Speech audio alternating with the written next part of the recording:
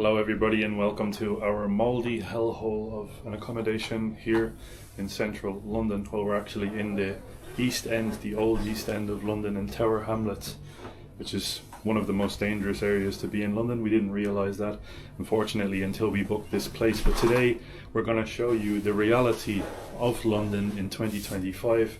Through our eyes, there's going to be no filters, no crap, no fluff. This is where we're staying, £75 a night. You have a shared kitchen, which is basically entirely made of black mold. And then you have very narrow hallways. We'll bring you inside the room itself, just so you can have a look. Now it's a bit of a mess because we just checked in there, but have a look. Wow, 75 Great British pounds per night for this. It's basically a box room that is smells of cigarettes. But let's go outside. Let's go out to the streets of London and see. Expectations are not very high, to be honest. Now, in preparation of leaving the house in London, you want to remove all jewellery, everything that you love and hold dearly to yourself. Hide it away and make sure to close all of your bags.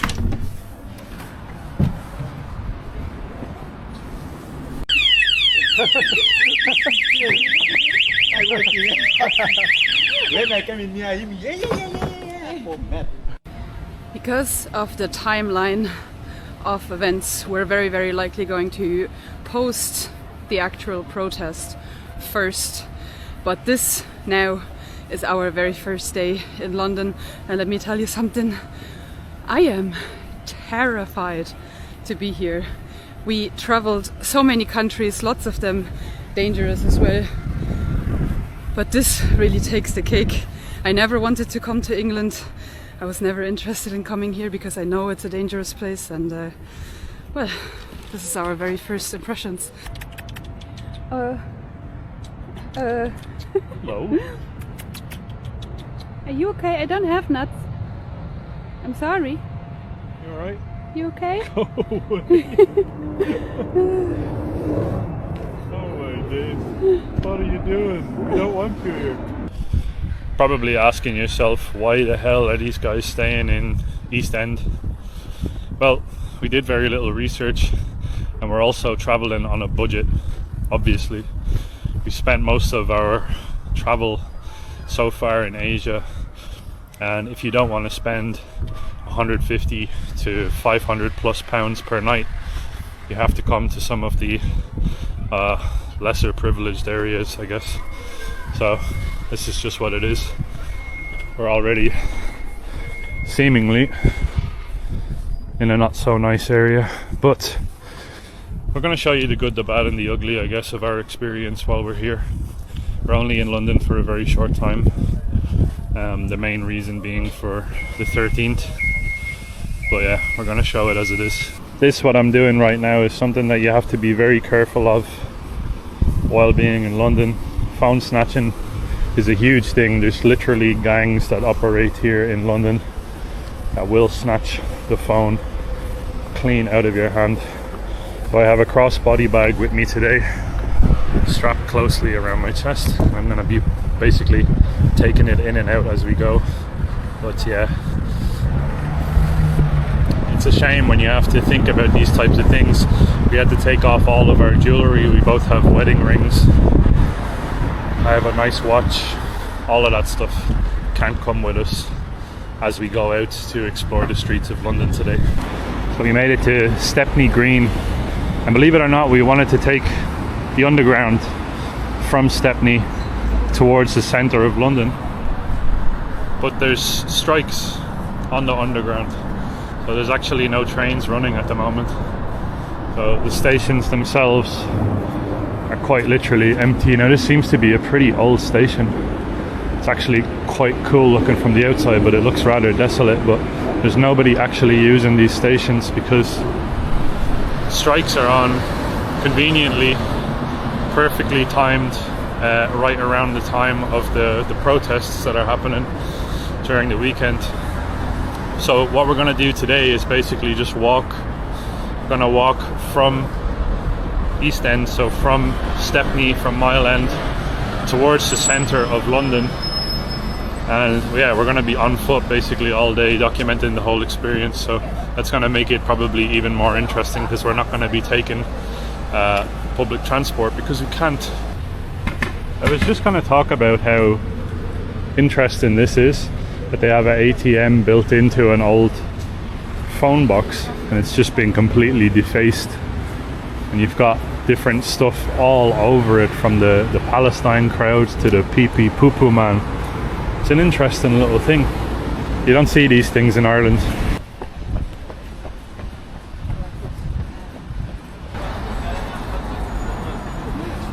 We made it to Whitechapel. I'm not gonna lie to you guys, man. Out of every 20 people that we walk past, maybe 2 of them are actually English. It's a bit of a shock. We saw videos online about how bad the situation is here in London, but I didn't realise the actual extent. It's a mad situation. This doesn't look any different. This area here with the markets, all of this stuff here, and these have probably been here for quite a long time. I don't know. The last time that I was in London would have been in 2016, so it's quite a while ago. But these markets here, man, this looks like we just dropped ourselves into a slightly more developed, slightly cleaner India or Bangladesh or somewhere like that. Now, if you go to Delhi, you want to see Indian culture. If you go to Shanghai, you want to see Chinese culture. If you go to England, at least in London, from a tourist perspective, it's quite difficult to find people of English ethnicity, and I'm saying this really quietly because I'm scared that somebody's gonna try to hit me, basically, which I've never been scared like this while filming videos. Usually I'm quite open and I speak quite loudly, and I don't self-censor, but I censor. But in this area here, my God, try and find an English person. Just one. Oh, there's a lady here that might be of English descent. Holy. This is what you get when it's taken a little bit too far, I suppose.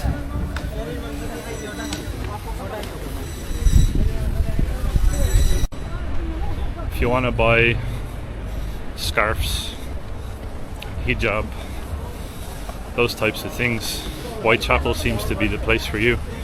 They also have typical English food as well. You've got shawarma, you've got halloumi, beetroot and feta, beef shawarma, chicken shawarma. It's all halal as well, so right in line with the history of England, I want to say. They've got falafel too, very typical English food. You can get 4 for £10 as well. Wow, an absolute bargain, isn't it? Good bargain. Super bargain. Not bad.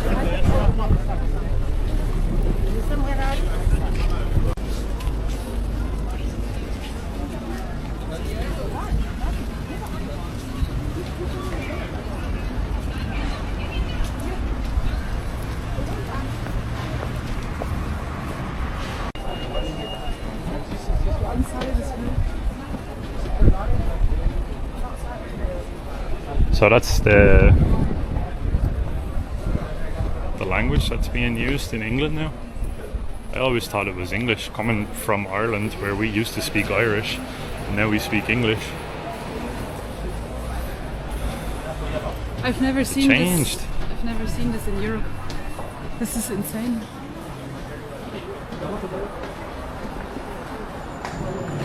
Usually in other European countries the sign would be English, French, you know, maybe Italian or German. This is insane. I don't even know what it is, to be honest. It seems to be like maybe Hindi or Tamil. Anyways, the strike that we were talking about seems to be taking place from about 10 p.m. I think I got it wrong. There's a sign here.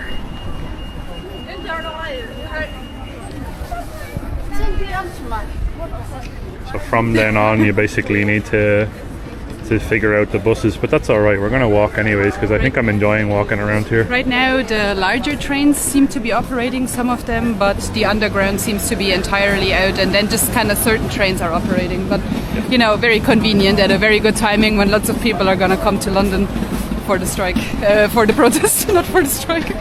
Got the famous Greggs.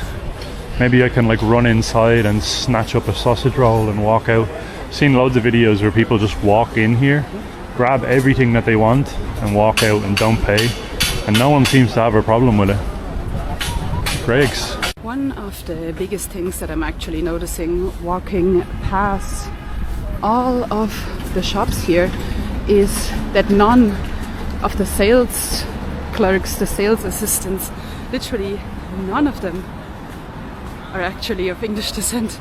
It's insane to see. Just kind of, you know, if you're thinking about like a society and how it operates with each other, like, you know, usually you would have kind of, you know, whatever mom and pop shop on the corner that you trust, that your family went to for, you know, decades or whatever. That just doesn't seem to exist here. It's just all in foreign hands from the look of it. And lots of the products that you can buy around here are actually the same products that we were able to buy in India or in Sri Lanka or, you know, China or wherever. It's really crazy to see. I came here thinking, well, obviously I had my own little bias and stereotypes, obviously coming here because I've seen lots and lots of it in the news, but I didn't know how far the entire situation has been taken, and I thought that I would be able to see like a little bit of English culture or experience, whatever that means, but no chance. Some more typical English food here. A whole assortment. Jalebi. Jalebi, baby. Wow. Wow, you've got everything. This looks to be like a proper mixture of loads of different parts of India. Now, don't get me wrong, I actually love Indian food. I'm a big fan. But wow, this is mad. Ooh. I don't even really need to talk, do I? I'm just gonna let it roll. Wow, look at these dresses, man. Very quintessentially British. You've got a typical mural here where you've got Tamil, and it's in the Tamil colours as well. It's actually kind of similar enough colours to like Tamil tigers or something like that. Brick Lane EI, and then underneath you've got more Tamil as well, and this is the Sari Squad. Our ideas are better than yours. I really don't think so. Yes guys, so we made it to Brick Lane, and believe it or not, they have all of the authentic British food here. You've got Indian kitchen, Bangladeshi kitchen, you have a Bengal village, which is again I believe somewhere in northern India. It's the finest Indian cuisine there, the yellow one, and the green one is a Balti house as well. And then you also have a Turkish or an Indian barber shop as well there. So you've got everything that you could need. And don't worry, across the road as well you have an international supermarket. All of the things that accurately represent where we are. But we have indeed made it to the Brick Lane Masjid. I have not seen, surprisingly enough, I have not seen the church. Man, this is a different world, honestly. see the street sign probably up there. I'll try and zoom it in for you guys, but wow. Ah yes, the Anarchists Book Fair in London. Because lawlessness is exactly what London needs right now. I have to say, these old Victorian Georgian style houses as well, some of them are absolutely gorgeous. Well, we made it to Christchurch Spitalfields, and believe it or not, well, it's not actually hard to believe, but it's closed because England is very, very far removed from Christianity, it seems. This church is quite literally only open one day a week, and that is on Sundays for some services. Every other day of the week, this beautiful building is closed. What a shame. Just across the road from this beautiful chapel here, we've got the 10 Bells, which looks like a proper English pub. So I think we're gonna go inside and get ourselves a little bit of lunch here. Right, so apparently they don't have electricity in the pub. The tills and card machines and everything else are down at the moment, so we're gonna go in and have a look at the Spitalfields Market. That's a shame about that pub. We were hoping to get like our first authentic sort of English cultural experience. Maybe have a nice crispy beer, some English pub food. This is Spitalfields Market. Let's have a look, shall we? Can I try? Thank you so much. Thank you.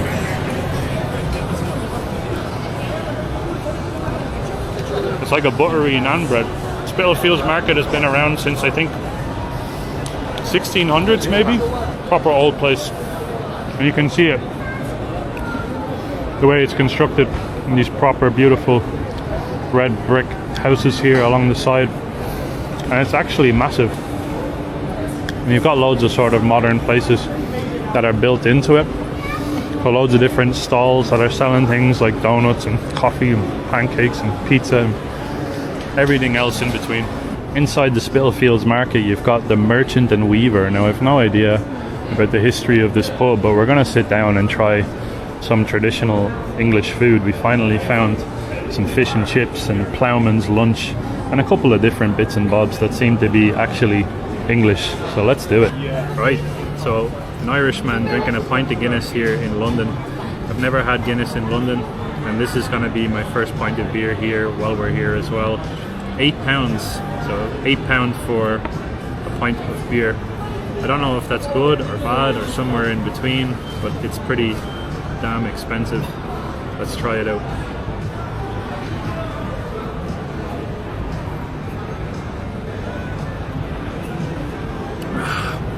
I didn't even get close to splitting the G, but that's actually not half bad.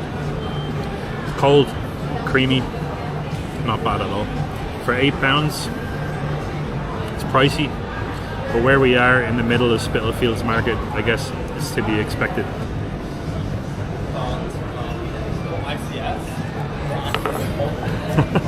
I hate Guinness.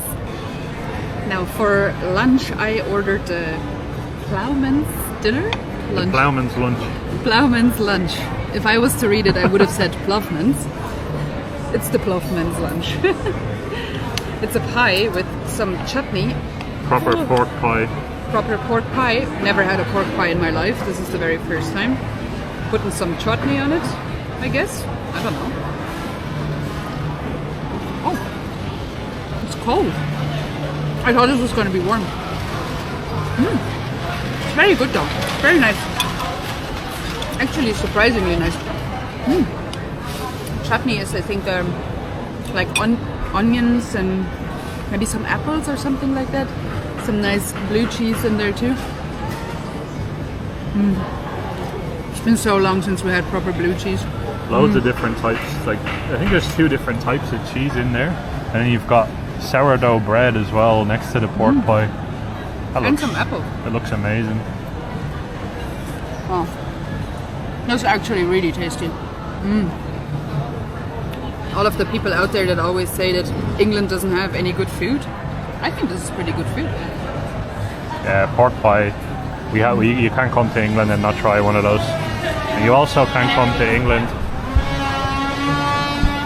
and not try a fish and chips. So I went for the traditional fish and chips.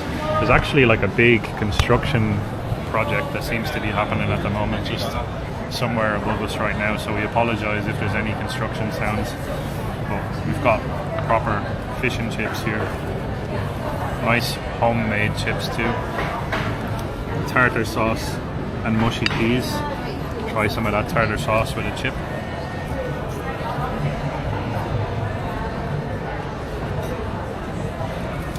Wow, I've missed that. Look at the quality of this fish. Real fresh battered cod go into the tartar sauce as well. Look at this. That's the money shot right there.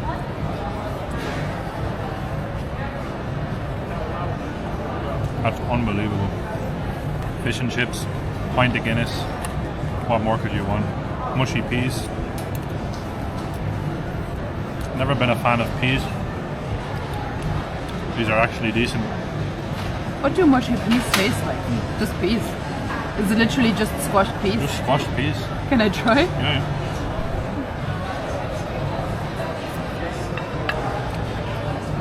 What's the problem with normal peas? I mean, it's good, it's peas, but like, why are they mushy?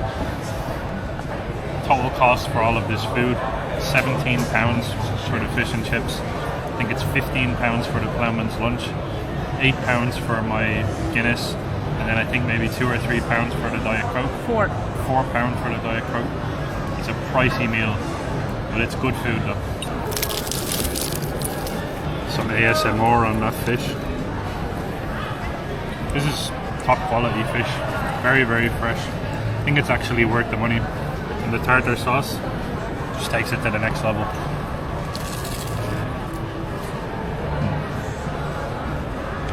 Very, very good. Fuel for the rest of our day here.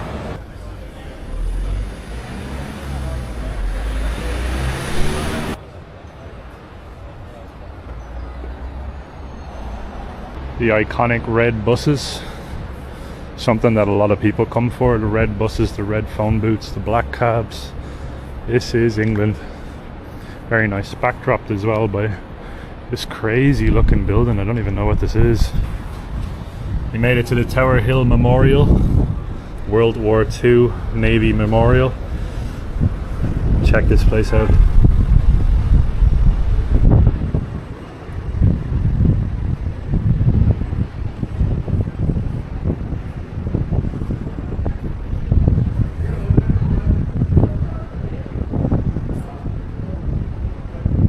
Beautiful.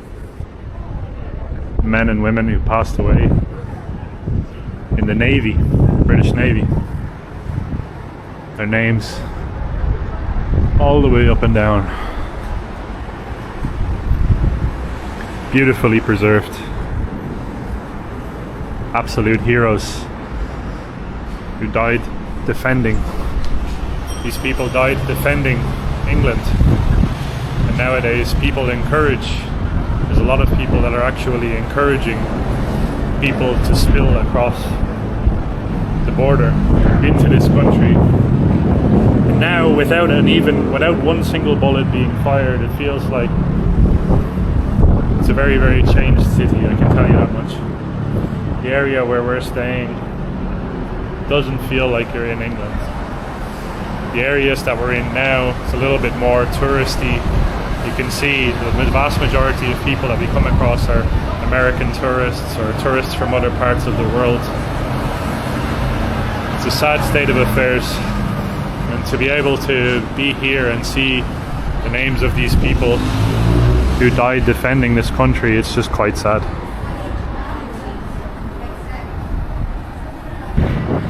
On this side you actually have the First World War, so 1914 till 1918, and then on the other side you have the Second World War.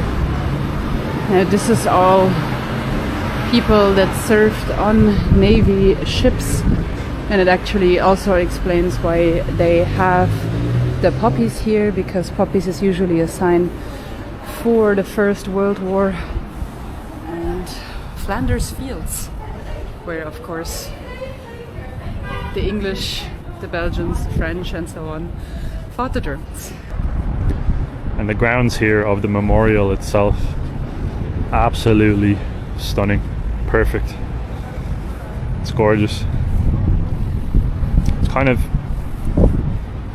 in the center, I guess, of the Citizen M hotel over there, and a couple of other interesting buildings around here too, like this one up here. I'm not too sure what that is, to be honest. Looks like a statue of a Greek god or something like that up there. Now I actually got it. So this rondel here is Second World War, so 39 till 45. And then the straight hall across is this hall here, First World War. 1914 till 1918. So this here is World War One, and behind me here is World War Two. Wow. It wasn't entirely obvious at the entrance. I got a little bit confused. Yes. There's a homeless gentleman over there on the bench in the World War Memorial. That's an interesting contrast to the modern state of affairs here in London, but nonetheless, have a look at this. It's beautiful. This bench here says, "To the memory of Lieutenant Colonel General J. Stevens, TD, late president of Ye Old Musketeers Club, in recognition of his services to charity in the 11th of March 1971.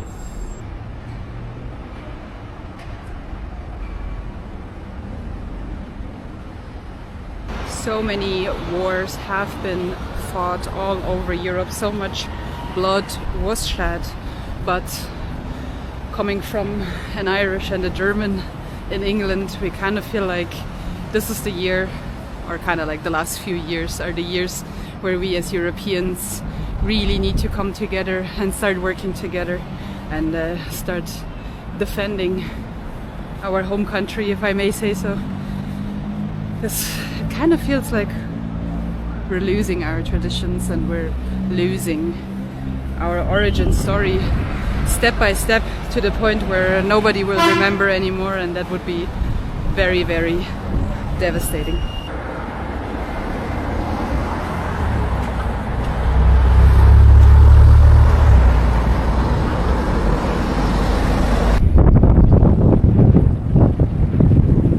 Abduct a few children or what? Made it to the Tower Bridge, the iconic Tower Bridge, of course. And from here it looks like you can take lots of different sort of water taxis, Thames water taxis. And you can also, of course, see the river itself, but it's kind of very brown and lots of garbage is swimming around here. It's proper filthy. It's proper dirty, yeah. But you do have a nice view sort of over the skyline of London itself. And then over here you also have a large warship that now is a museum, which I believe is from Belfast. So generally a cool place to come to, and you can sort of walk along here, the pier, and then probably over there or over the Tower Bridge itself, cross over to the other side. Of course you can take a bus, but walking is kind of nicer, I think, especially when you have a little bit of nice weather going, which is very rare in this area, so you definitely have to use it the second that the sun comes out. This type of stuff, by the way, I think is really disgraceful. There's a lot of homeless people in London, but if you are homeless and it's raining like it is right now, they've got these things here and they actually stop. They're made to stop homeless people from sleeping under the shelter, which, man, that is not nice. The London Wall dates back to about 200 AD, all the way back towards the Roman Empire. The history in this city is unbelievable. Tower of London in the back as well. Very beautiful, although the weather, not so much. In typical English fashion, we're stuck. We are literally stuck in the side of the road now. Torrential downpour. Oh man, this is grim.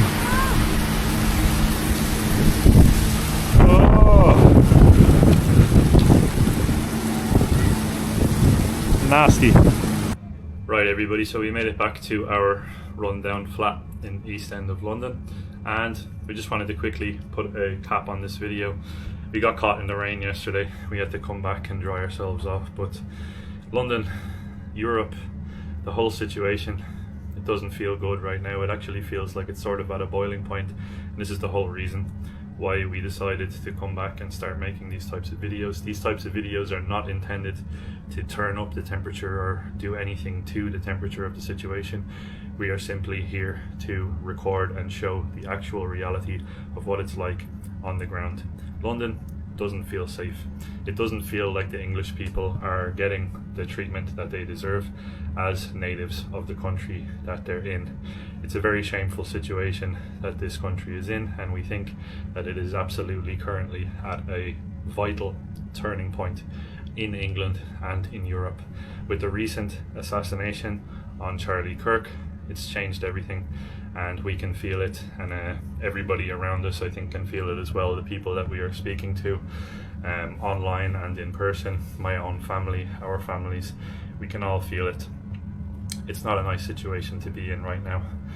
It's all being done on purpose, in our opinion. People are coming in. Our culture, our traditions, and everything along those lines are being changed very, very rapidly. Cultures are being basically slowly but surely eradicated. We have left behind the traditional values of Christianity, which England was founded upon. English flag, the St. George's flag, the Union Jack. The Irish flag represents the unity between Catholics and Protestants of Christianity. All of the flags in the continent of Europe represent Christianity for the most part. Most of them do, and it is just a sad situation that's currently happening, and that's the reason why we're making these videos. So if you do appreciate it, if you are someone who is worried about the current situation, you're probably going to want to stick around here with our channel, because we're going to be one of the few channels that are going to just openly speak about what's going on. This isn't about color, this isn't about religion, this is about the situation that we are worried about right now, and we actually need to do the opposite of dividing people further. We need to come together. We need to go hand in hand together forward with hope for the future of this continent, of the country of England, the country of Ireland, France, Germany, Spain, Italy, Austria. All of the great countries in Europe need to band together peacefully. Let our voices be heard. Don't be afraid. And we hope you enjoyed this video. There's much more to come.